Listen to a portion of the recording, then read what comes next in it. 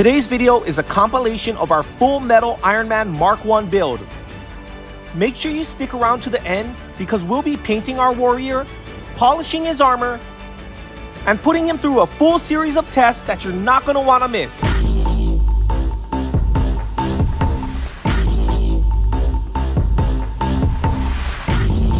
You guys have been asking for a custom Akedo Ironman for a long time, and not too long ago, I came up with the idea of making a full metal Ironman Mark 1. But the only way I ever could have done this was in short videos, and it went a little something like this. Last week, we made the 7th warrior in our Astro storyline, but according to my schedule, we were supposed to make a completely different character. But this box of parts arrived a week late. Let's open it, play with it, and see if it'll work.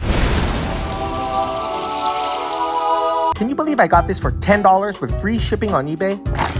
Dissectable collector card. Is it just me or does Iron Man look extra sassy right now? That is an excellent question. I'll just carefully remove the... Oh, great! Guys, I promise, that was an accident. It's the perfect size. That settles it. This week, we'll be making a custom Iron Man Mark 1. Finally. I can fix that. Can I make a custom Iron Man Mark 1 Akedo Warrior using this figure without breaking it any more than I already have? My plan for Iron Man is to make his armor completely out of metal. So for today, I'll be making a mold of our figure's helmet and casting it in aluminum. I have no idea what I'm doing when it comes to working with metal, but I did grow up watching American Chopper. The mold came out pretty good. It even has the eye and mouth details. I have my respirator and eye protection on, and as soon as this aluminum melts, we can throw it in our mold like this. Time to see if it worked or if it was all for nothing. It looks alright. I'll cut it, drill it, clean it, and I'm not 100% happy with it. I think we have to search for another helmet. Let me know what you guys think, and don't forget to like and subscribe. In a previous video, we turned this plastic Iron Man Mark 1 helmet into metal, but I just wasn't happy with it, so I went ahead and bought another figure. This one has a lot more details on the body, but the head kind of looks the same. Let's cast it anyways and see what happens.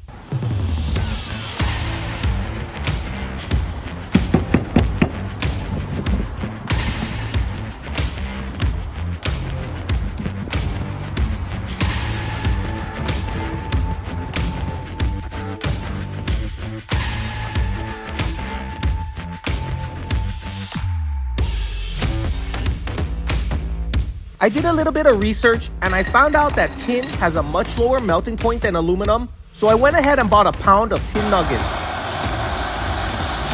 The tin does indeed melt a lot faster and it saved me so much time. I'm still not happy with it, but I think I know what I need to do next. Like and subscribe for part 3. My dream of making a custom Akedo Iron Man Mark 1 with real metal armor continues. In the last episode, we discovered that tin melts a lot faster than aluminum, but I still wasn't happy with the head. So here we are at Pearl Ridge Shopping Center, making our way to one of my favorite stores to window shop at. But this time, we might actually buy something. 50. Guys, we found the head. Look what we found. The head looks way too big for an Akedo Warrior, but I'm willing to give it a try. We're back at home and the mold is ready to go. Not only does the tin melt a lot faster than aluminum, it stays liquid for a lot longer and easily flows into the mold.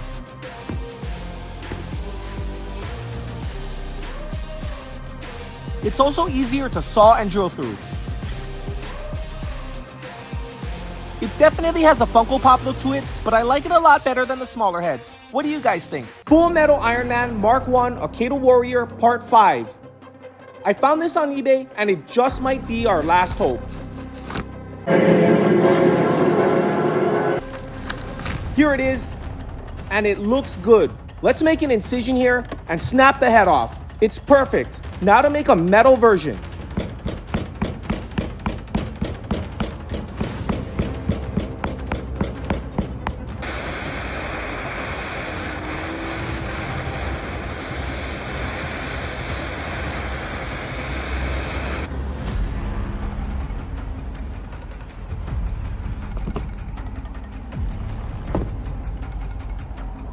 I'm really happy with this helmet, and next, we can move on to the body armor.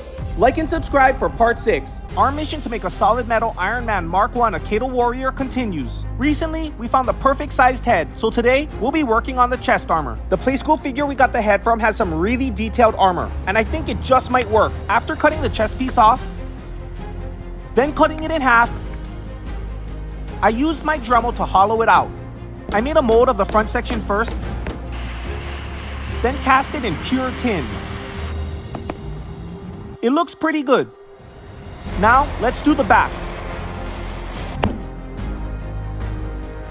I might have to recast that later, but check this out, guys. It's looking good, and I think we can move on to the legs. Don't miss that video. Like and subscribe. Full Metal Ironman Mark 1, the pants episode. Let's turn this into metal. The more compact the sand, the better the mold will be. This is 99.999% pure tin. It melts like a marshmallow. You can't eat it though. And it flows into the mold like a melted marshmallow. Let's see if it worked. It looks amazing. Tin is a very soft metal and can be easily cut, grinded, or drilled through.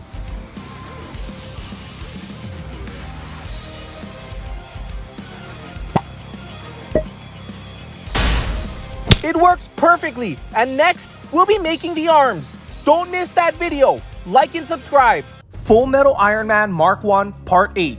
The plan was to make the arms in this episode, but I think we better get the head and armor attached before moving forward. I wasn't happy with the first cast of the head, so I'm gonna melt it down and try again.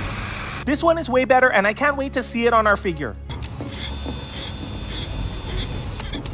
I'm gonna try to attach the front and back of the armor using magnets, but first, I had to grind a lot of the body down just to get the armor to fit. Never use your hands to hold a piece of metal that you're trying to drill through.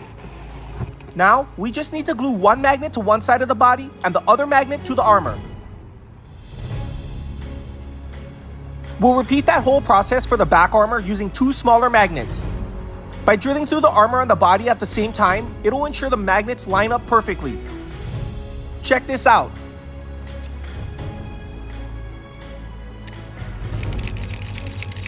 We're almost done. Like and subscribe.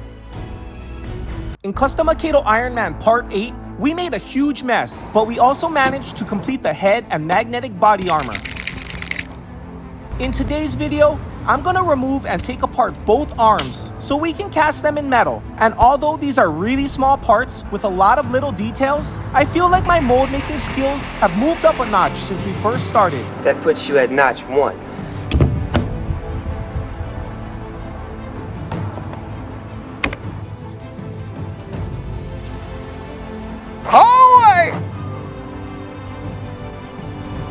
The left arm, which is by far the easier of the two, turned out pretty good, and it even has full motion like the original.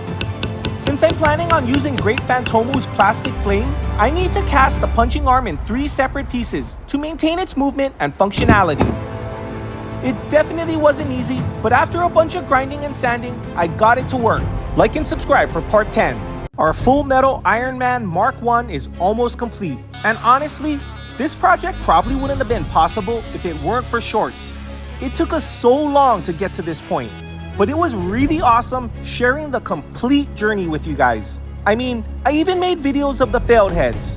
So now that we've unlocked this new method of making more difficult customs, you can definitely be expecting more. And just because we'll be completing the armor in this episode, it doesn't mean our warrior is complete.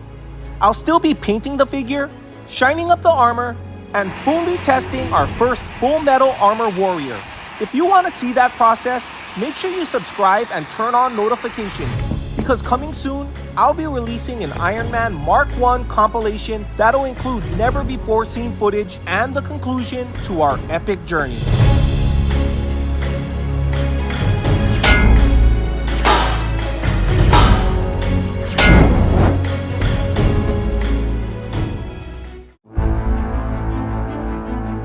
Now that you're all caught up and we're back into full screen view, let's finish this warrior. There's not much painting to be done on Iron Man, but I do want to paint his body skin color so it's obvious that it's a human under all that metal. It's definitely going to be more difficult opening the paint than the actual painting.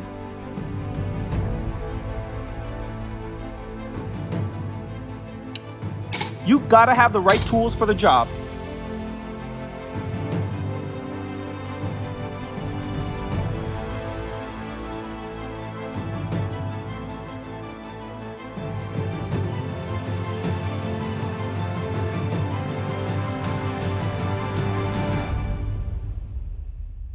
I won't be painting the armor, but I did want to get it as shiny as possible.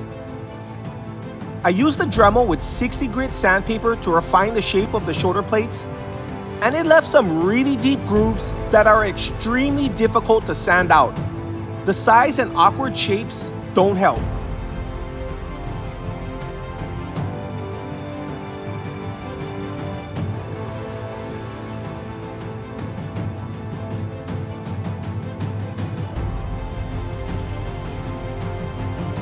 And during this process, I ended up breaking off the base plate, and the only thing I could find was this blue one, which I think is a little more appropriate anyways, since our starting figure, Great Phantomu, is a legendary warrior.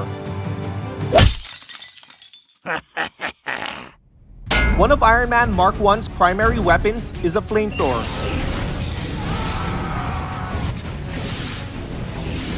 So I'm gonna turn this grape into a burning ball of fire. I'll start by making a bunch of small flames with UV resin.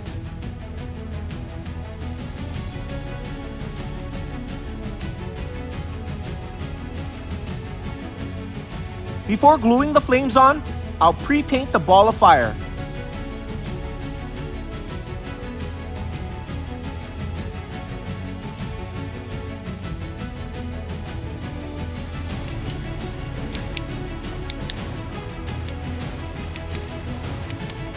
With all the flames attached, we can now paint the fireball starting with yellow, then orange, and finally red for the trails.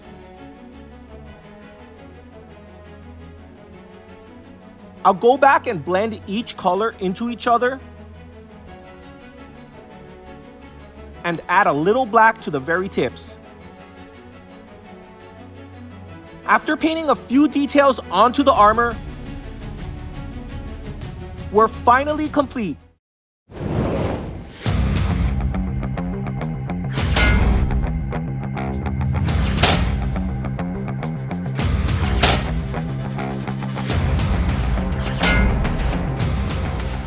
Let's run this tank through a full series of tests, starting with the weigh-in.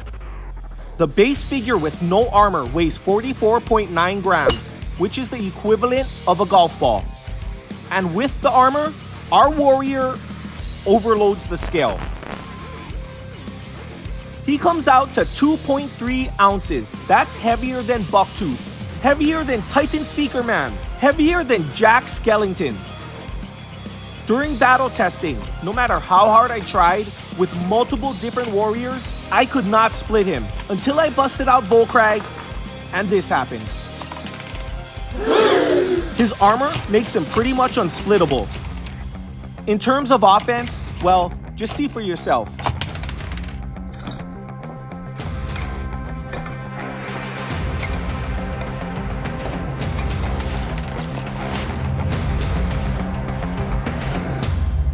Ironman Mark I completes our 13th series of custom warriors. And don't worry guys, I'm not going to be making every custom in shorts, but it does allow me to take on the more difficult projects that I wouldn't be able to complete otherwise.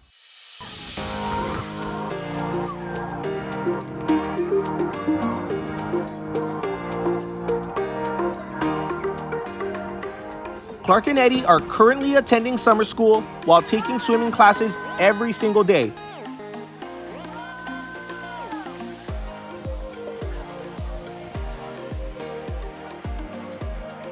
But we did manage to film the Spider-Man tournament, and I'm currently in the process of editing that video. I'll release it as soon as possible. Thank you everyone so much for watching. We appreciate each and every one of you, and we'll see you tomorrow.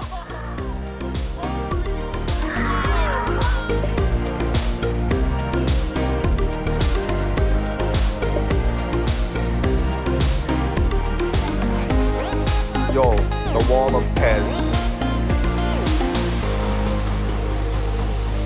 Guys, you see all the sparks dropping?